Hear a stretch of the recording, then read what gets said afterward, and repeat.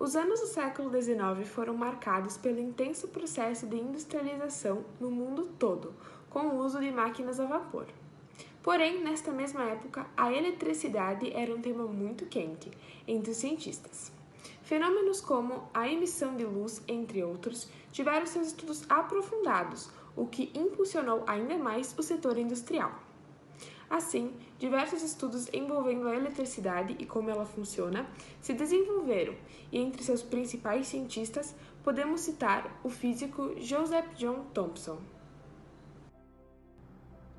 Joseph John Thomson foi um físico britânico que nasceu na cidade de Cheetham Hill, na Inglaterra, em 18 de dezembro de 1856. Seu pai era um vendedor de livros, o que fez de Joseph um bom estudante e um leitor ávido. Com apenas 14 anos, Thomson foi enviado para o Owens College de Manchester para estudar um curso de engenharia. Com 19 anos, ele completou seus estudos lá e com uma bolsa foi para a Universidade de Cambridge, no qual ele fez grau em matemática. Em 1880, ele foi nomeado como pesquisador do laboratório de Cavendish, onde teve seu primeiro contato com o eletromagnetismo. No ano seguinte, ele desenvolveu uma pesquisa onde dizia que massa e energia se equivaliam. Ele casa-se com Rose Paget, sua esposa, que também estudava na sua faculdade, e em 1892 nasceu seu primeiro filho, George Paget Thomson, que posteriormente recebeu o Prêmio Nobel da Física. Por conta de seus vários estudos, como a condução de eletricidade através dos gases, entre outros, ele recebeu muitos prêmios e honrarias. Em 1906, ele recebeu o Prêmio Nobel da Física por suas pesquisas sobre a condução da eletricidade. Em 1908, ele foi nomeado Cavaleiro da Coroa Britânica. Porém, ao passar alguns anos, em 1940, ele infelizmente faleceu em sua terra natal no dia 30 de agosto.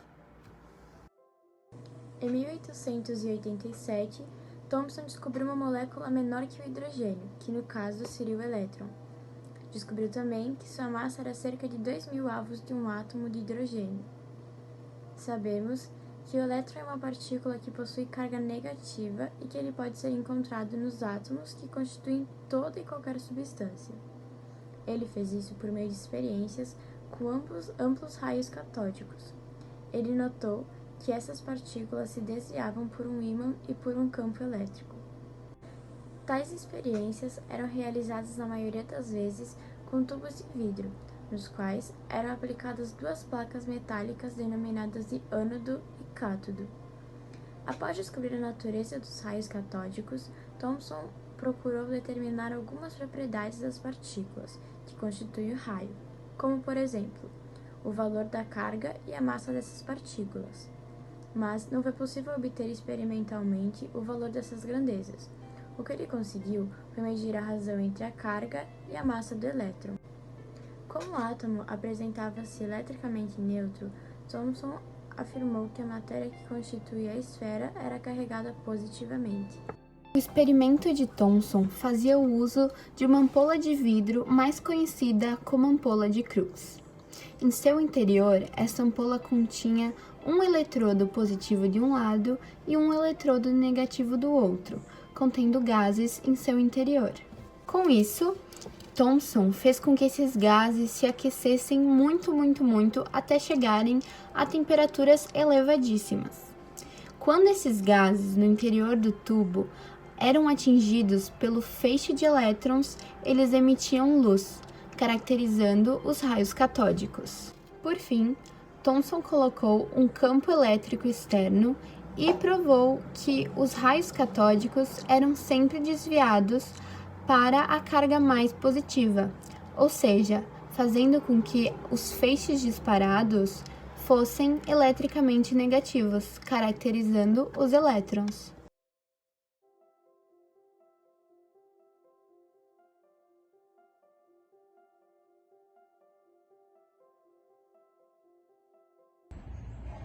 Bom, mas sobre o experimento. Esse experimento ele sugeria que os elétrons situavam-se em uma parte do átomo que teria cargas positivas, assim explicando fenômenos como a eletrização de um corpo por atrito. Desse modo, o átomo de Thomson teria o aspecto de ameixas em um pudim. Por esse motivo, seu modelo, que surgiu por volta de 1898, ficou conhecido como modelo pudim de ameixa e pudim de passas. Acreditava-se que a carga do átomo era nula. Isso porque o átomo ele era composto por duas cargas, positivas e negativas, que se anulavam pelo fato de o número de ambas cargas serem o mesmo. As experiências de Thomson foram muito úteis na evolução da teoria atômica. O modelo proposto por ele substituiu o modelo atômico de Dalton, mais conhecido como bola de brilhar. De acordo com a teoria atômica de Dalton, um átomo é maciço e indivisível, por isso é representado por esferas parecidas com bolas de brilhar. Daí a famosa referência à sua teoria como modelo bola de brilhar.